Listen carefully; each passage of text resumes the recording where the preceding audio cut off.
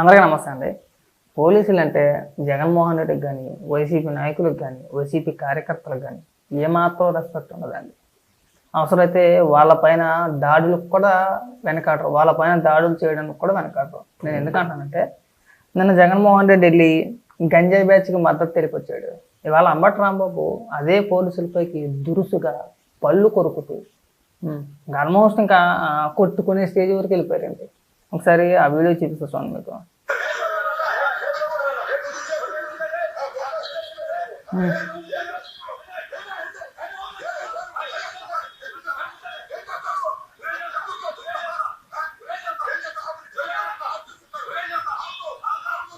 చూసారండి పోలీసుని ఎలా దూరం చేస్తున్నాడు.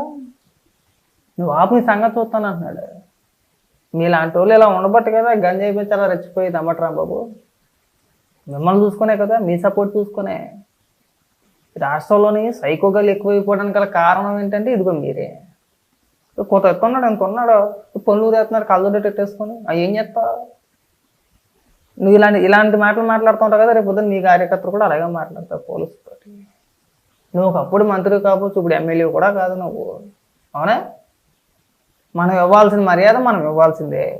మనం మర్యాద ఇస్తే కదా మన వెనకట్ల కార్యకర్తలు, మన నాయకులు పోలీసులతో ఎలా ఉండాలని చెప్పేసి వాళ్ళకి తెలిసేది. పొలికూరికి వెళ్తున్నాడు వాళ్ళ దగ్గరికి వెళ్ళి. పొరపాటున దెబ్బ చెంప కొట్టారు, ఇంకేం చేస్తారా బాబు?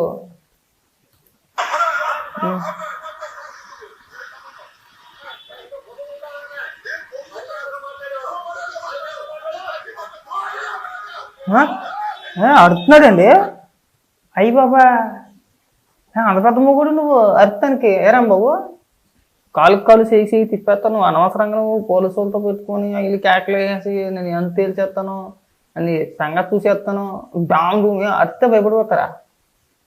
నీలాంటి వాళ్ళని వాళ్ళు ఎంతమందిని చూసుంటారో చెప్పు. వాళ్ళ సర్వీసులో నీలాంటి వాళ్ళని అంబటి రాంబాబు వాళ్ళు ఎంతమందిని చూసుంటారు. ఇప్పుడు నీలాంటి ముఠా వర్గాలకు కూడా అలా భయపడిపోతారా పోలీసులు?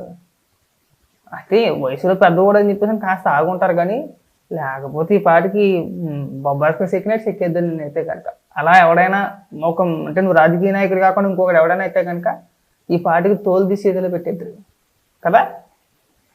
పైగా ఏమన్నా అంటే మళ్ళీ మన జగన్మోహన్ రెడ్డి వచ్చేస్తారు మళ్ళీ వెనకతల. అంబటి రాంబాబుని ఎలా అంటారా, అంబటి రాంబాబుని ఎలా అంటారా? ఇప్పుడు చూడండి, రేపు ఒక్కసేపు తర్వాత సాయంత్రం రేపు పొద్దున ఒక ప్రెస్ మీట్ పెడతాడు ఈ సంఘటన గురించి.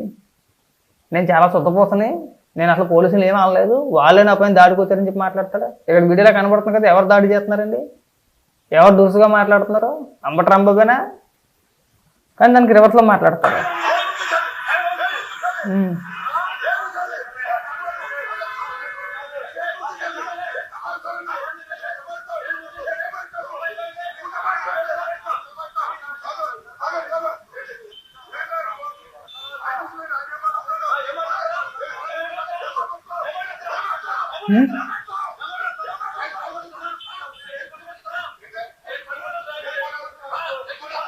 వెయ్యండి సార్ దవడం ఒకటే.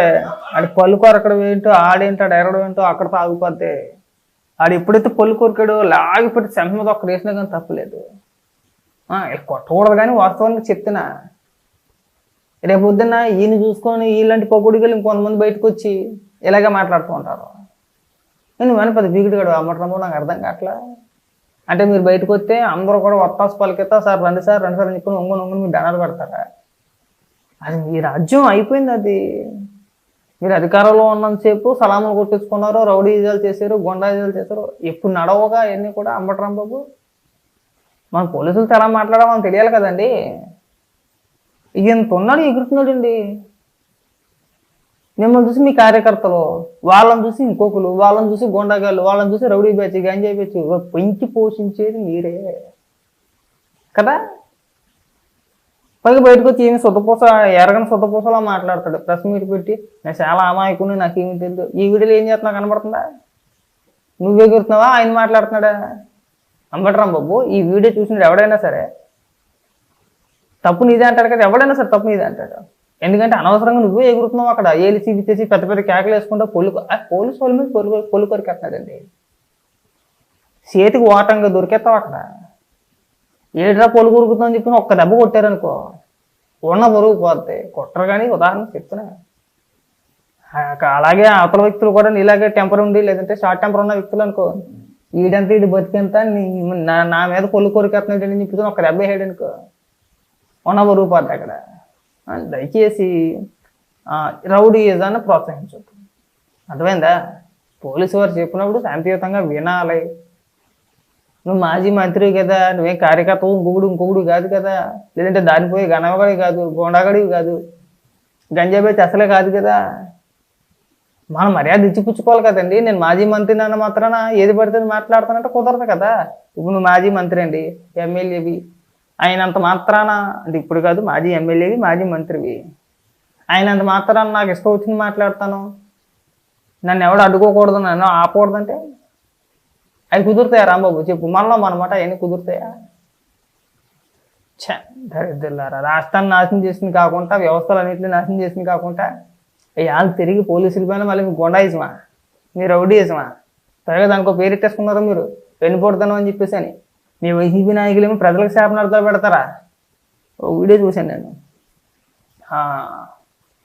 ప్రజలు నాశనం అయిపోవాలని చెప్పేసి అంటారండి. ఇలా ప్రజల మీద పడ్డారు. ఇంకా జగన్మోహన్ రెడ్డిని గెలిపించుకోలేని ప్రజలు నాశనం అయిపోవాలి, వాళ్ళు మొట్టుకట్టుకుపోవాలి, వాళ్ళకు ఓట్లు వేయలేదు, జగన్మోహన్ రెడ్డి సంక్షేమ పథకాలు ఇస్తే తినేసారు, వాళ్ళు నాశనం అయిపోతారు. ఎవడ సొమ్ము ఎవడికి ఇచ్చారు, ఎవడు బాబు గోడు సొమ్ము ఎవడికి ఇచ్చారని చెప్పేసి ప్రజలకు శాపనార్థాలు పెడుతున్నారు.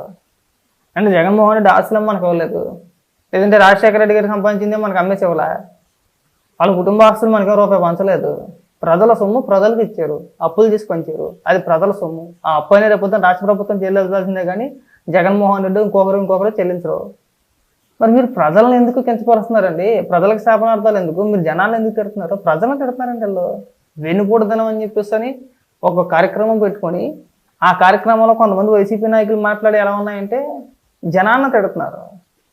జగన్మోహన్ రెడ్డికి ఓటు వేయకపోతే వాళ్ళు నాశనం అయిపోవాలంట, వాళ్ళు మట్టి కొట్టుకుపోవాలంట, వాళ్ళు పురుగులు పట్టిపోతారంట, వాళ్ళ కుటుంబాలు నాశనం అయిపోవాలంట.